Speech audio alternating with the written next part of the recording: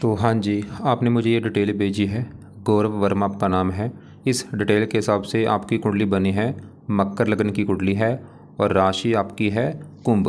और ये आपकी कुंडली यहाँ पे मैंने बना रखी है। आपने मुझे कई सवाल आपने लिख के भेजे हैं, जैसे आपने बोला है नई नौकरी के बारे में पूछा है, कौन सा काम करना चाहिए, रियल इस्टेट का या इंश्योरेंस का, नौकरी में स्टेबिलिटी, लोन कब से उतरेगा आपका, अपना घर कब होगा, डिवोर्स के बारे में लिख रखा है, डिवोर्स कब होगा आपका, डिवोर्स केस चल रहा है, दूसरा विवाह कब होगा, बच्चों के बारे में। ऐसे जो भी सवाल है मैं सब कुछ आपको विस्तार में समझाऊंगा। सबसे पहले तो आप ये समझो कि जो कुंडली होती है इसमें होते हैं 12 घर। 12 घर पहले आप समझो, वो मैं लिख देता हूँ।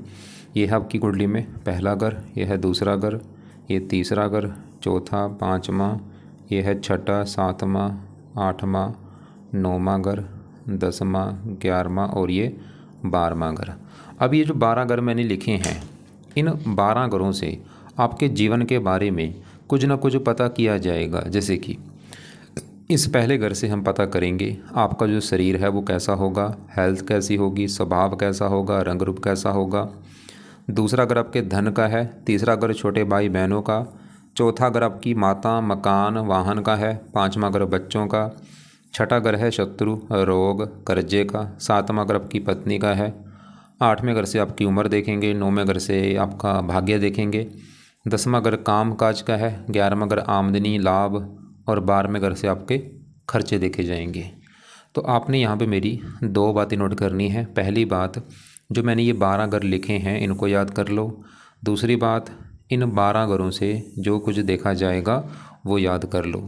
अब आप ये देखो कि अपने कुंडली में देखना क्या है, वो घर देख लो। जैसे मान लो आपने देखना है आपने अपना भाग्य देखना है कि आपका भाग्य कैसा होगा। तो भाग्य का जो घर है वो है 9वां घर। 9वें घर से भाग्य देखा जाता है। तो अब आपका अगर भाग्य देखना है 9वां घर देखेंगे और 9वें घर में लिखा है 6 है कन्या राशि, माल किसका बना है बुध।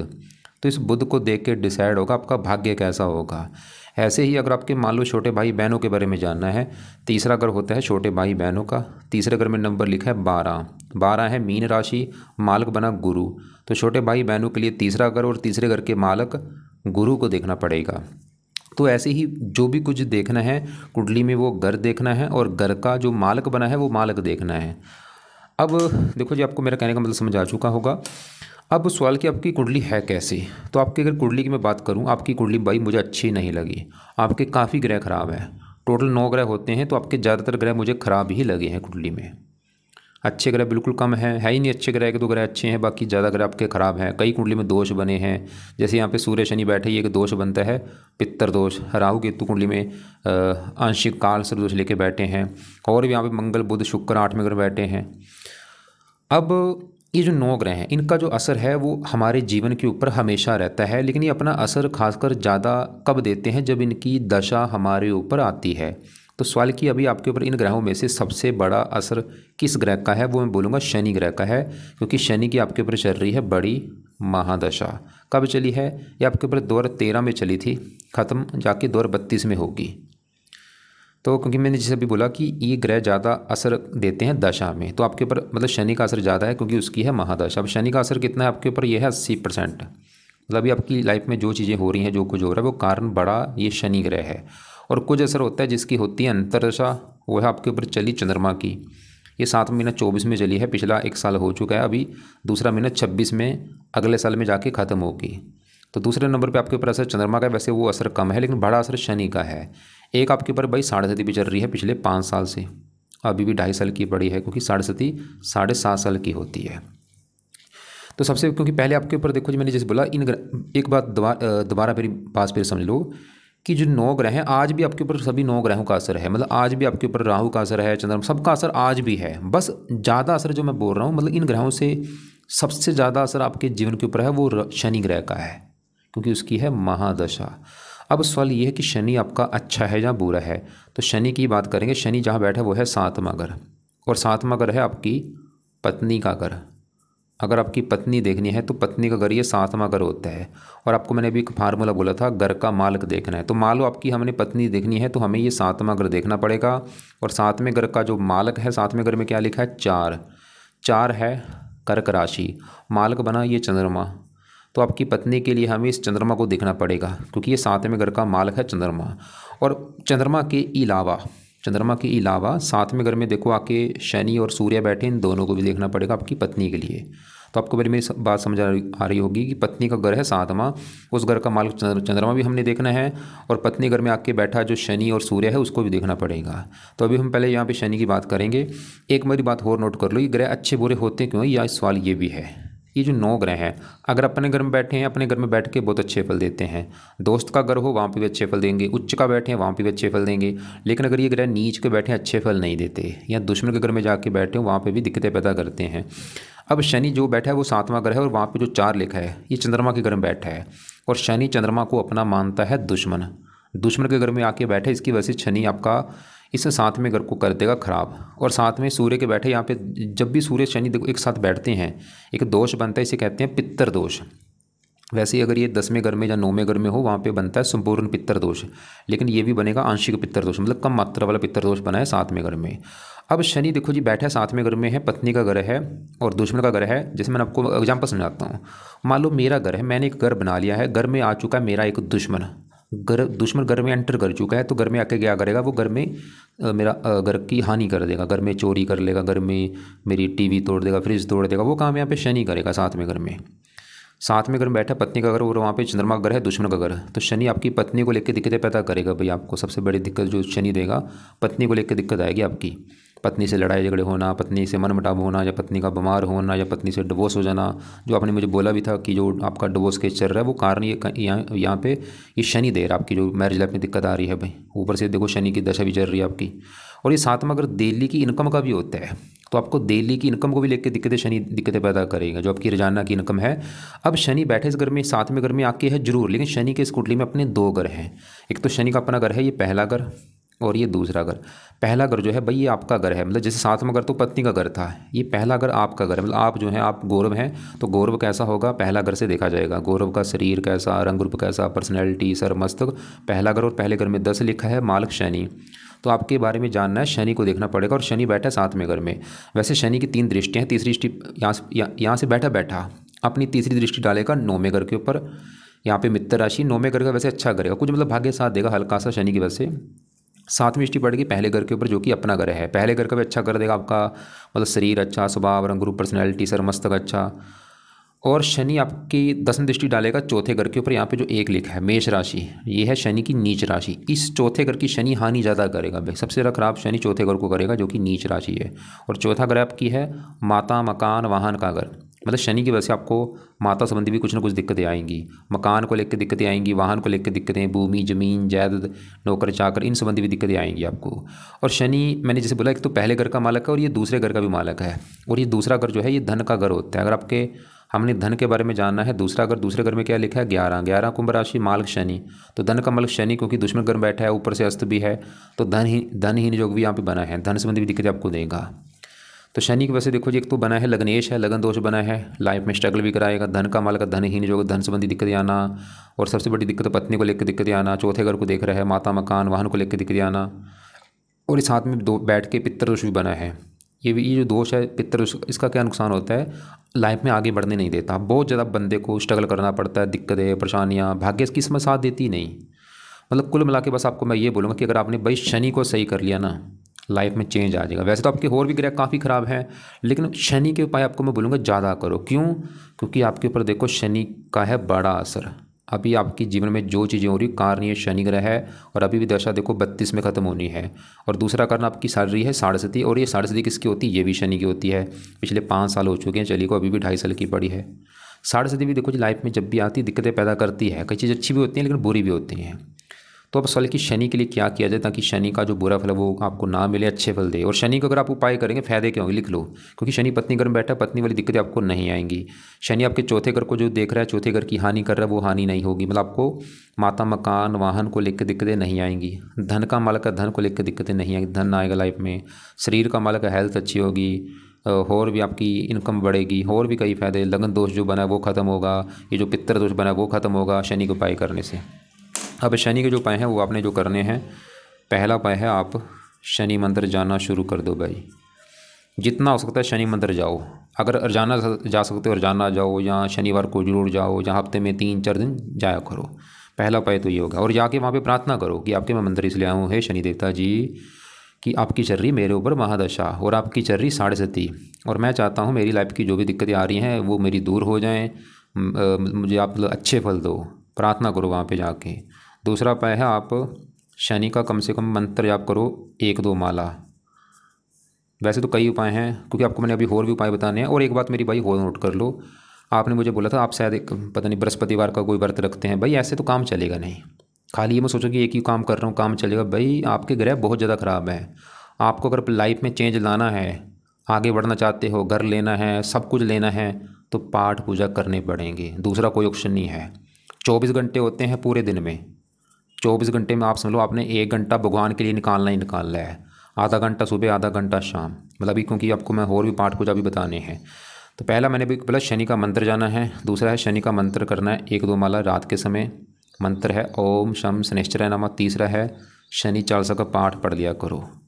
ये भी पाठ आप रात को पढ़ना है या सुनना है रोजाना।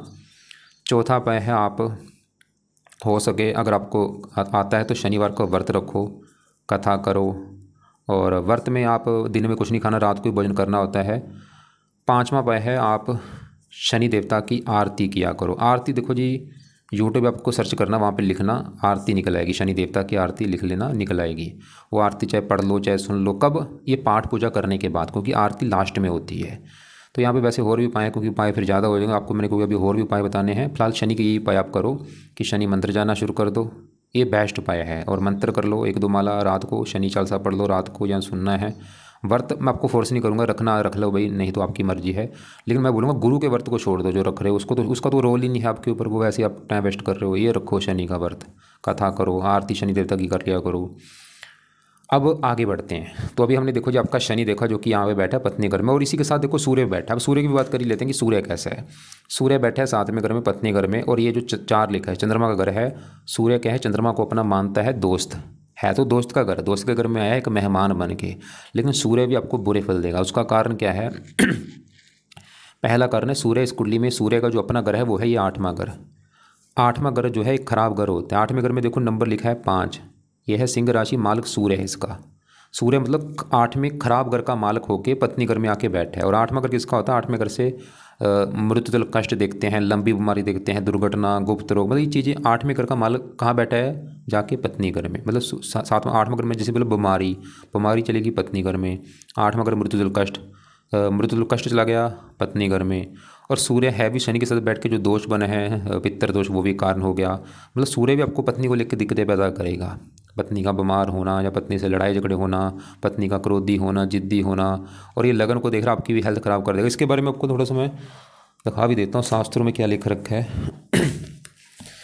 आपका देखो जी लगन है, मकर लगन है। सूर्य कहाँ बैठे? 7वें घर में। तो यहाँ पे आपको मैं दिखा देता हूँ। तो ये देखो मकर लगन है, और सूर्य कहाँ बैठा है? 7वें घर में। और मालक है 8वें घर का मालक होके 7वें घर में बैठा है। तो मकर लगन है, सूर्य कहाँ बैठा है? 7वें घर में। यहाँ पे ये पढ़ो, 7वें भाव में सूर्य होने से जातक का दाम्पत्य जीवन नरक तुल्य हो जाता है। यदि किसी लड़की की जन्म कुंडली में ऐसा योग हो तो ऐसी लड़की को विवाह ही नहीं करना चाहिए। या जिसकी कुंडली में इस प्रकार का योग हो उसके साथ अपनी बेटी का विवाह नहीं करना चाहिए। जैसे आपकी कुंडली आपके साथ भाई ऐसे मतलब ऐसी कुंडली में ये लिख रखा है कि ऐसे के साथ किसी का विवाह नहीं करना चाहिए, क्योंकि ऐसी दशा में सूर्य स्वयं पापी होकर लगन भाव को देखता है, वह भी सप्तम अर्थात दाम्पत्य और मार्ग स्थान में बैठकर। सूर्य मृत्यु तो नहीं देता, लेकिन मृत्यु कष्ट अवश्य देता है। जातक का विवाह होते ही पति पत्नी दोनों के बुरे दिन शुरू हो जाते हैं। तो ये लिख रखा है। एक बात और नोट कर लो भाई, आपको मैं भाई ये बोलूँगा कि अगर आपकी मैरिज लाइफ में दिक्कतें आ रही हैं, ये मत सोचो कि आपकी पत्नी की वजह से दिक्कतें आ रही हैं, वो कारण है, जब आपकी कोई और कारण है। भाई कारण कौन है? बता दूं कारण क्या है? ये आप कारण आप ही हैं। क्यों? क्योंकि पिछले जन्म में आपने जो कर्म किए हैं उसका आपको इस जन्म में मिल रहा है। क्योंकि हमारी जो कुंडली बनती है पिछले कर्मों के हिसाब से बनती है। जो बंदा अच्छे कर्म करता है अच्छी कुंडली बनती है, बुरे कर्म कर रहा है लाइफ में जो भी बुरा कर्म, मतलब ये आपके साथ ऐसा क्यों होगा? क्योंकि आपने पिछले जन्म में किसी लेडीज़ को दुख दिया था। इसकी वजह से आपको इस जन्म में लेडीज़ का सुख नहीं मिलेगा। कोई ऐसे कष्ट किया है आपने पिछले जन्म में, किसी लेडीज़ को मतलब दुख दे दिया है बड़े लेवल पे, उसका आपको इस जन्म में ये दोष बन चुका है आपकी कुंडली में। मान लो कोई आज बंदा किसी का बेटा मार रहा है तो उसको अगले जन्म में क्या होगा, उसको बेटे का सुख नहीं मिलेगा। होता है जैसे आज मान लो किसी कुंडली 5 में घर में राहु बैठे है तो पुत्र होता नहीं या देरी से होता है, क्योंकि उसने पिछले जन्म में किसी के बेटे को मारा है या बेटे को कष्ट दिया है। मतलब जो भी कुंडली में दोष बढ़ रहे हैं वो हमारे कर्म हैं। अब ये कर्म मान लो आपकी कुंडली, जैसे मैंने बोला काफ़ी ग्रह खराब है, काफ़ी दोष बने हैं, क्योंकि ये पिछले कर्म आपके आगे आ रहे हैं भाई। तो एक बात नोट कर लो, ये कर्म कैसे सही होंगे? पाठ पूजा के द्वारा। कौन से पाठ पूजा? मतलब आपको धार्मिक बनना पड़ेगा। जितना ज़्यादा धार्मिक बनोगे, नाम जपोगे, भगवान के मंदिर जाओ, जो भी अगर के आसपास मंदिर गुरुद्वारा है जाना शुरू कर दो, बानी पढ़ो। जैसे मैं सिख धर्म से मैं अपने पाठ पूजा करता हूँ, मतलब आपका जो धर्म है वो अपने धर्म को फॉलो करो। अभी जो मैं पाठ पूजा बोलूँगा वो तो अपने करने ही करने, मतलब एक्स्ट्रा भी आप करो भाई जितना हो सकता है। और जानना सुबह शाम मंदिर जाना शुरू कर दो, नाम जपना शुरू कर दो। उससे एक कर्म कुंडली बनती है, वो कर्म कुंडली की बदौलत आपके ये ग्रह अच्छे होंगे, आपका जो जीवन अच्छा चलेगा। अब आपके यहाँ पे सूर्य एक सवाल कि सूर्य के लिए क्या किया जाए, क्योंकि सूर्य भी मैंने अभी आपको विद प्रूफ के साथ दिखाया है, वो भी ये दिखा रहा था कि पत्नी वाली दिक्कतें आपको आएंगी। तो सूर्य के लिए भी आप देखो जी, पहला उपाय है आप सूर्य को जल दिया करो सुबह के टाइम। दूसरा उपाय है आप सूर्य का दान किया करो, ये दान आपने करना है संडे को। और एक तीसरा उपाय है आप सुबह के टाइम सूर्य आदित्य हृदय स्रोत का एक पाठ है वो आपने पढ़ना है, सूर्य आदित्य हृदय स्रोत्र। या इसको सुन लिया करो, पढ़ना आता है भाई पढ़ लो, या इसको ऑडियो लगा के सुन लिया करो। ये तो ये सूर्य की बात।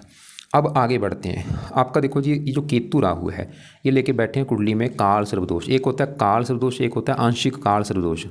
ये बनता क्यों है? जब राहु केतु के सभी ग्रह एक साइड में हो जाते हैं। अभी आपका बैठा राहु 10वें घर में, केतु बैठा 4थे घर में, और सभी ग्रह इस साइड में। देखो उधर वाला हिस्सा खाली पड़ा है, सिर्फ चंद्रमा वहाँ पे बैठा है दूसरे घर में। देखो 11वां घर खाली है, 12वां घर खाली, पहला घर खाली, तीसरा घर खाली, सिर्फ चंद्रमा बैठा है दूसरे घर में। अगर वो ना होता फिर बनना था संपूर्ण काल सर्वदोष, लेकिन अब चंद्रमा है तो इसकी वजह से मतलब कम मात्रा वाला आंशिक काल सर्वदोष बना है। इसका नुकसान क्या होता है?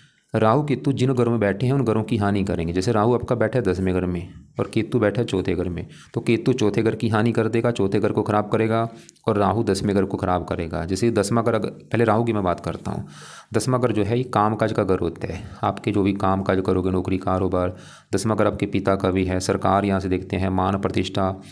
अब फार्मूला मैंने आपको पहले बोला था, घर का मालिक देखना होता है। तो मान लो हमने 10वें घर के बारे में जानना है, तो 10वें घर में नंबर लिखा है 7। 7 है तुला राशि, मालिक कौन बना? शुक्र। तो शुक्र को देख के डिसाइड होगा 10वें घर के बारे में। और 10वें घर में आके बैठे राहु को भी देखना पड़ेगा। अब राहु आपका, क्योंकि मैंने बोला आंशिक काल सर्वदोष बना, इसकी वजह से राहु बुरे फल देगा, खासकर 10वें घर को ज़्यादा खराब करेगा। और 10वां घर है काम काज, तो राहु आपको भाई काम काज में हमेशा दिक्कतें पैदा करता रहेगा। 10वां घर पिता का है, पिता संबंधी भी दिक्कतें कुछ ना कुछ देगा आपको। या तो पिता से बनती नहीं, या पिता बीमार होता है, या पिता को कोई कष्ट होता है, या पिता की सपोर्ट नहीं मिलती। 10वां घर सरकार का है, सरकारी कामों में दिक्कतें आती हैं, मान प्रतिष्ठा मान हानि भी समाज में करता है ये राहु। और राहु की जब भी दशा आपकी चलेगी वो आपका बुरा समय होगा, क्योंकि मैंने आपको पहले बोला ही ग्रहों का असर दशा में बढ़ जाता है। तो अभी आपको मैं राहु की पहले दशा दिखा देता हूँ कब है। तो ये दशा देखो जी, अपने पास लिख लो तारीख। ये जो है बड़ी दशा तो आपकी निकल चुकी, पहले 79 में चली थी, 97 में ख़त्म हो चुकी। आप चाहे नोट कर भी लेना, इसमें काफ़ी दिक्कतें आपको आई होंगी। और अभी जैसे बड़ी दशा शनि की है, इसमें बीच में छोटी दशा चंद्रमा की। इसके बाद चलेगी आपकी मंगल की दशा, और मंगल के बाद आएगी राहु की दशा। तो ये राहु की दशा छोटी आपकी आएगी आगे, तारीख लिख लो, चौथा महीना 2027 में चलेगी। आज से 2 साल के बाद ये दशा चलेगी, चौथा महीना 27 में ख़त्म आपकी 30 में जाके होगी। और ये जो समय आपका होगा ख़राब समय होगा 27 से लेकर 30 तक। क्या ख़राब होगा इसमें? इसमें आपको काम काज में बहुत सारी दिक्कतें आएंगी। काम काज, पिता, सरकार, मान हानि, ये दूसरे घर को भी देखे, धन की हानि, मकान वाहन संबंधी दिक्कतें। और ऐसा नहीं कि राहु का आज आपके ऊपर असर नहीं है, आज भी असर है। आज असर इतना है, थोड़ा सा है, लेकिन दशा में असर ये इतना हो जाएगा, बढ़ जाएगा। आज भी अगर आपके काम काज में कोई दिक्कत आती है, कारण मैं बोलूँगा राहु है। और ऐसे जो केतु बैठा 4थे घर में, केतु 4थे घर को लेकर दिक्कतें देगा। चौथा घर माता का है घर, इस 4थे घर से माता आपकी देखेंगे, मकान देखेंगे, वाहन देखेंगे, भूमि जमीन जायदाद नौकर चाकर इस 4थे घर से देखेंगे। और यहाँ पे भी फार्मूला है, 4थे घर का मालिक देखा जाए तो 4थे घर में लिखा है 1 मेष राशि, मालिक मंगल। तो मंगल को देख के डिसाइड होगा 4थे घर के बारे में। और 4थे घर में बैठे केतु को भी देखना पड़ेगा। अब केतु क्योंकि बना है आंशिक काल सर्वदोष, तो केतु भी 4थे घर को लेकर दिक्कतें पैदा करेगा। चौथा घर माता, तो केतु आपको माता संबंधी दिक्कतें देगा भाई, या तो माता से बनेगी नहीं, या माता बीमार होगी, या माता की सपोर्ट नहीं मिलेगी। चौथा घर मकान का है, मकान को लेकर दिक्कतें आती हैं, वाहन को लेकर दिक्कतें, भूमि जमीन जायदाद नौकर चाकर संबंधी दिक्कतें। चौथा घर जन्मभूमि का, जन्मभूमि पर टिकने नहीं देगा आपको, जन्मभूमि छोड़नी पड़ेगी आपको। और केतु की दशा में दिक्कतें बढ़ जाएंगी। और चौथे घर के ऊपर शनि की भी दृष्टि थी और शनि भी चौथे घर को खराब कर रहा है क्योंकि ये शनि की नीच राशि है। तो अब सवाल कि राहु केतु को सही कैसे किया जाए, क्या ऐसा किया जाए ताकि ये जो दोष बना है कुंडली में वो सही हो। और आपको मैंने पहले बोला था क्योंकि यहाँ पे देखो जो उपाय फिर ज़्यादा हो जाएंगे, क्योंकि फिर भी जो उपाय तो मुझे बताने ही पड़ेंगे अगर आपको लाइफ में चेंज लाना है, इन ग्रहों को सही करना है। और अब राहु केतु के लिए मैं बोलूँगा, आप एक तो राहु के लिए आप राहु कवच का जो पाठ है 2 मिनट का पाठ है, ओनली 2 मिनट लगते हैं पाठ पढ़ना है। और ऐसे केतु कवच का पाठ भी आपने पढ़ना है या सुन लिया करो, नहीं पढ़ना तो छोड़ दो कोई बात नहीं, रात को बैठो शाम को बैठो, दोनों पाठ ऑडियो लगा के सुनने हैं आपने, या इसको सुनना है या पढ़ना आपकी मर्जी है। बाकी दोनों के दान भी आपने करने हैं, राहु का दान और केतु का दान। अब केतु का जो दान है वो तो है कुत्तों को रोटी डालना, हरजाना कुत्तों को रोटी डालो, बिस्कुट डालो, कुत्तों की सेवा करो, कभी कुत्तों को मारना मत भाई। ऐसे राहु का दान करो। राहु का दान क्या है, पंछियों को सतनाजा डाल दिया करो, 7 प्रकार के नाज लेके वो डाल दिया करो। जहाँ और भी राहु के जो दान आपको मैं वीडियो भेज दूंगा वो देख लेना आप। अब आगे बढ़ते हैं। आपके देखो जी ये जो 8वां घर है, क्योंकि जो मैंने आपको 12 घर यहाँ पे लिखे थे, ये 6ठा घर, 8वां और 12वां, ये 3 घर ऐसे हैं, इन घरों को अच्छा घर नहीं माना गया। इन घरों में जो ग्रह बैठ जाता है वो अच्छे फल नहीं देता। ऐसे अब आपके 8वें घर में देखो 3 ग्रह बैठे हैं, शुक्र मंगल बुध, जो कि अच्छी बात नहीं है, क्योंकि 8वां घर मैंने बोला 8वां घर अच्छा घर नहीं है। इस घर से मृत्यु देखते हैं, मृत्यु कष्ट देखते हैं, लंबी बीमारी, दुर्घटना, गुप्त रोग, ऐसी काफ़ी ख़राब चीज़ देखते हैं। अब पहले यहाँ पे मैं मंगल की बात करता हूँ। तो मंगल बैठा भाई 8वें घर में, खराब घर में, इसकी वजह से दिक्कतें पैदा करेगा। क्या दिक्कतें देगा, मंगल इस कुंडली में 2 घरों का मालक है, उन 2 घरों को लेकर दिक्कतें आएंगी।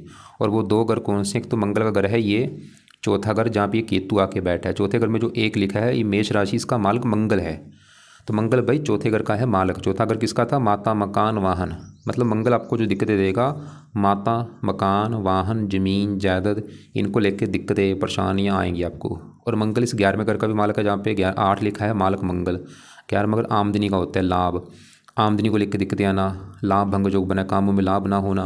वैसे मंगल की शर्त भी अच्छे फल देगा। वो शर्त ये है कि अगर आप घर से दूर जाते हैं, जो आपकी जन्मभूमि है, जैसे आपने लिखा रखा था लुधियाना, लुधियाना से दूर जाते फिर आपको भाई भाग्य साथ देगा। फिर आपको दूर जाते मतलब लुधियाने से दूर चले गए, कितना दूर जाना है, जितना ज़्यादा जाओगे उतना फ़ायदा होगा। उससे दूर जाके आपको मकान वन का सुख मिल सकता है, आपकी इनकम बढ़ेगी, लाभ होंगे, मंगल ये दिखा रहा है। और यहाँ पे वैसे मंगल दोष भी है, ये भी आपके विवाह में दिक्कतें पैदा करेगा। अब सवाल है कि इसके लिए भी क्या करना पड़ेगा, क्योंकि यहाँ पे वही बात है, फिर उपाय ज़्यादा हो जाएंगे। चलो मैं आपको एक ऐसा उपाय बताऊंगा जो कि आपके सभी ग्रह अच्छा कर देगा। अब इसी घर में देखो शुक्र बैठा है। आपको मैंने बोला था जो राहु कहाँ बैठा था, 10वें घर में। 10वें घर में क्या लिखा है, 7 तुला राशि माल शुक्र। तो 10वें घर के मालक शुक्र को भी देखना पड़ेगा। शुक्र 10वां घर था कामकाज, कामकाज के लिए 10वां घर और 10वें घर के मालक शुक्र को देखना पड़ेगा। और शुक्र कहाँ बैठा, 8वें घर में। 10वां घर शुक्र भी आपको कामकाज में दिक्कतें पैदा करेगा, नौकरी कारोबार में। लेकिन शुक्र भी दिखा रहा है कि अगर आप घर से दूर रहेंगे आपको काम काज का सुख मिल सकता है। मतलब तीनों ग्रह ये दिखा रहे हैं कि अगर आप घर से दूर जाते हैं फिर आपको तीनों ग्रहों का बुरा फल ज़्यादा नहीं मिलेगा। ऐसे ही इस घर में बुध बैठा है। ये जो 9वां घर है, इस घर से देखा जाता है भाग्य। भाग्य कैसा होगा, 9वां घर, 9वें घर में 6 लिखा है, कन्या राशि मालक बुध। तो भाग्यश आपका बुध कहाँ बैठा है, 8वें घर में। भाग्य भंग योग बना, भाग्य साथ नहीं देगा। लेकिन बुध भी ये दिखा रहा है कि अगर आप घर से दूर चले जाते हैं भाग्य कदम कदम पर साथ देगा। तो इसलिए भाई घर से जितना हो सकता है दूर जाओ। अब ऐसे ही जो 5वां घर है ये संतान का घर है, संतान आपकी देखनी है। 5वां घर, 5वें घर में 2 लिखा है मालक शुक्र। शुक्र संतान के घर का भी मालक है, तो संतान संबंधी भी कुछ चिंता आपको जरूर देगा, खासकर लड़की संतान को लेके। लेकिन 5वें घर में जो गुरु बैठा है ये फिर भी चलो पुत्र का योग लेके बैठा है। और ये बाहर, लेकिन गुरु आपके 12वें घर का भी स्वामी, खर्चे आपकी संतान के ऊपर आपके खर्चे भी ज़्यादा होंगे। अब दूसरे घर में देखो चंद्रमा बैठा है। ये चंद्रमा, ये जो 7वां घर पत्नी का घर था, मैंने बोला था पत्नी देखनी है। 7वां घर, 7वें घर में 4 लिखा है मालक चंद्रमा। तो पत्नी के लिए देखा जाएगा चंद्रमा को, और वो बैठा धन के घर में, मतलब पत्नी धन। चंद्रमा वैसे ही दिखा रहा है कि पत्नी से आपको धन मिलेगा, जब पत्नी आपकी धनी होगी, जब वो धन कमाने वाली होगी। तो बाकी देखो जी अब करना क्या है यहाँ पे, क्योंकि आपको मैंने बुध के उपाय नहीं बोले, शुक्र के नहीं बोले, मंगल के नहीं बोले। आप क्या करो, एक पाठ है वो भी आपने पाठ पढ़ना है, क्योंकि टोटल होते हैं 9 ग्रह। तो 9 ग्रहों के लिए एक पाठ है, वो है नवग्रह कवच का पाठ। तो ये पाठ आप अगर पढ़ते हैं सभी 9 ग्रह आपके अच्छे हो जाएंगे। साथ में एक और है, वो है नवग्रह चालसा का पाठ। तो ये पाठ भी आप दोनों पाठ भाई मैं बोलूँगा दोनों पाठ सुबह शाम पढ़ा करो। फिलहाल तो ये पाए करो, मैं कोशिश की आपको, क्योंकि आपने देखो आप पहले से कोई पाए नहीं कर रहे, तो हो सकता आप ज़्यादा पाए ना कर पाएँ। तो अब ये सबसे ज़रूरी पाए एक तो आपके लिए शनि की ज़रूरी है। क्योंकि शनि का सही होना बहुत ज़रूरी है, उसका आपके ऊपर असर ज़्यादा है, डबल असर है, 7.5 भी उसी की चल रही है और महादशा भी उसी की। तो शनि के ये उपाय तो ज़रूर करो। तो शनि के उपाय में से आप शनि का मंत्र और शनि चालीसा का पाठ रात को पढ़ना है या सुनना है, और सुबह के टाइम सूर्य को जल दे दो, और सूर्य आदित्य हृदय सूत्र के पाठ को सुबह पढ़ना है, और बाकी राहु कवच केतु कवच ये शाम को पढ़ने हैं या रात को पढ़ने हैं या सुनने हैं, और नवग्रह कवच नवग्रह चालीसा ये पाठ आप सुबह शाम दोनों टाइम पढ़ना। लेकिन मैं बोलूँगा ये दोनों पाठ आप चाहे 2 या 3 महीने के बाद शुरू कर देना, कोई बात नहीं। मैं आपको ये नहीं बोलूँगा कि आप सभी पाठ एक साथ ही शुरू कर दो भाई, ऐसा भी नहीं है। ये दोनों पाठ 2-3 महीने के बाद शुरू कर देना, लेकिन शनि के जो भी उपाय हैं वो तो शुरू कर ही देना। और सूर्य को जल देना ये तो चलो आपका 1-2 मिनट का काम है। सूर्य का दान संडे को करना है, और सूर्य आदित्य हृदय सूत्र को पाठ को संडे को शुरू कर देना, या पढ़ना है या सुनना है सुबह का टाइम। राहु कवच केतु कवच ये दोनों पाठ भी आप चाहे 10 दिन के बाद शुरू कर देना, शाम को पढ़ने हैं या रात को। और राहु का दान जरूर करो जितना हो सकता है, राहु के दान की वीडियो भेज दूंगा। केतु का दान करो, और बाकी शनि के मंदिर जाना जितना हो सकता है। अगर घर के आसपास है तो रोजाना जाओ, दूर है मंदिर आपके तो शनिवार को जरूर जाओ। और बाकी अगर व्रत रखना है तो शनिवार का व्रत रखो भाई, ज़्यादा फायदा होगा। कथा करो, शनि देवता की आरती किया करो पाठ पूजा के बाद। सूर्य का दान करना है संडे को। अब सूर्य का दान क्या है आपको मैं वीडियो भेज दूंगा, और राहु केतु के दान की आपको भी वीडियो मैं भेज दूंगा। अब एक बार आपके जो सवाल है वो मैं देख लेता हूँ आपने जो लिख के भेजे हैं। एक तो आपने मुझे बोला था न्यू जॉब बाय वैन। देखो मैं फिर बोलूँगा, जब कुंडली अच्छी होती है भाई अपने आप ही काम बनते हैं, अपने मतलब हमारी किस्मत साथ देती है, सब कुछ अच्छा अच्छा होता है। जब ग्रह खराब होते हैं भाई सब कुछ दिक्कतें आती हैं। यहाँ पे देखो ये बुध की वजह से बना भाग्य भंग योग, शुक्र की वजह से बना राज भंग योग, मंगल की वजह से बना है सुखहीन योग, लाभ भंग योग बना है, कई शनि की वजह से बना है लगन दोष बना है, मतलब कई दोष आपकी कुंडली बने हैं। New job by one in my, कोई ना आप उपाय करो भाई सब कुछ अच्छा होगा। मेन तो है पाठ पूजा। सेक्टर रियल एस्टेट, ये जो रियल एस्टेट का काम तो है मंगल का काम, और जो बाकी जो इंश्योरेंस का काम है ये बुध का काम है। वो दोनों आपके देखो 8 में घर बैठे, और काम का जब तक ये राहु आपका है ये दिक्कतें पैदा करता रहेगा काम काज में। राहु सही कर लो, मैं बोल रहा हूँ जो मर्जी काम कर लेना, काम चल जाएगा आपका। मैं आपको ये नहीं बोलूँगा कि आप रियल एस्टेट करो या वो ना करो, नहीं भाई काम धंधा कोई बुरा नहीं होता, हमारा समय अच्छा होना जरूरी होता है। समय अच्छा है तो सब कुछ अच्छा है, जो मर्जी काम कर लो। स्टेबिलिटी जो मैं फिर बोलूँगा उपाय करो, क्योंकि 10वां घर जो काम का जो वहाँ पे राहु बैठे है, और अभी राहु की जो दशा आगे आएगी उसमें तो दिक्कतें आपकी बढ़ जाएंगी भाई। जो 2 साल के बाद दशा आनी राहु वाली, उसमें तो काम काज में दिक्कतें बहुत सारी आएंगी आपकी। अपन घर चौथा घर मकान का होता है, उस घर में केतु दिक्कतें पैदा करेगा मकान को लेके। चौथे घर के ऊपर शनि की दृष्टि है, चौथे घर हमारे मंगल। हाँ अगर आप घर से दूर जाते हैं फिर आपको मकान का सुख मिलेगा, मकान वाहन। दूसरा विवाह कब होगा ये बता पाना मुश्किल है, लेकिन आपके विवाह में दिक्कतें आने के और भी कारण है। क्योंकि जो पत्नी का घर वहाँ पे एक तो शनि बैठा वो भी पत्नी वाली दिक्कतें दे रहा है, सूर्य भी यहाँ पे पत्नी वाली दिक्कतें दे रहा है, शुक्र पत्नी का कारक होता है वो भी 8वें घर में है वो भी दिक्कतें दे रहा है, मंगल दोष बना है वो भी दिक्कतें दे रहा है, और पत्नी घर का मलश चंद्रमा वो शनि के घर में बैठा है दुश्मन के घर में। 4-5 कारण। एक आपकी मैंने नवाज कुंडली देखी है वहाँ पे भी दिक्कतें आने के कारण है। तो यहाँ पे देखो ये आपकी है नवाज कुंडली, यहाँ पे भी देखो साथ में अगर जो पत्नी का घर है वहाँ पे केतु बैठा है ये भी दिक्कतें दे रहा है। कई कारण आपकी मैरिज लाइफ में दिक्कतें आने के। ये आपकी डिटेल है और ये आपकी कुंडली है। तो अगर आपने सवाल किया कि भाई दूसरा विवाह कब होगा ये बता पाना तो मुश्किल है, लेकिन मैं बोलूँगा अगर पाए सही ढंग से करते हो फिर तो आगे अगर विवाह करते हो उसका सुख मिल जाएगा आपको। बच्चों के बारे में पूछा है, बच्चों की भी कुंडली देखनी पड़ेगी, उनकी कौन सी कुंडली कैसी है, कैसे उनके ग्रह कैसे हैं, अच्छे बुरे जो भी हैं। और प्रॉपर्टी लिख रखा है पेरेंट वाली, उसमें भी देखो मैंने बोला विवाद होगा क्योंकि चौथे घर में केतु बैठा है। तो आपको मेरी बात समझ आ चुकी होगी कुंडली क्यों बनती है, पिछले कर्मों के हिसाब से बनती है। एक होती है कर्म कुंडली जो हम इस जन्म में कर्म कर रहे हैं। तो भाई मैं फिर बोलूँगा जितना हो सकता है धार्मिक बनो, पाठ पूजा करो, नाम जपो, जो पाठ पूजा बोले वो भी करो। और भी जिसकी आपको पूजा उपासना अच्छी लगती है जिस देवी देवता की, चाहे वो हनुमान जी है शिव जी है जो भी है, वो अपना उनके मंदिर जाओ, उनके पाठ पूजा करो, तभी आपकी कुंडली अच्छी होगी, तभी आपके घर अच्छे होंगे।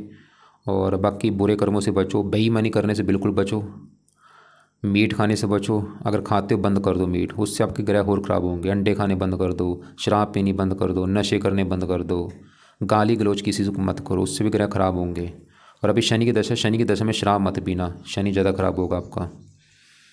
और बाकी जैसे मैंने बोला सबसे मेन तो बेस्ट उपाय तो यही है कि आप सुबह अपना जो भी घर के आसपास मंदिर गुरुद्वारा है वहाँ पे जाओ, पाठ पूजा मंत्र जाप जो भी है कर सकते हो करो।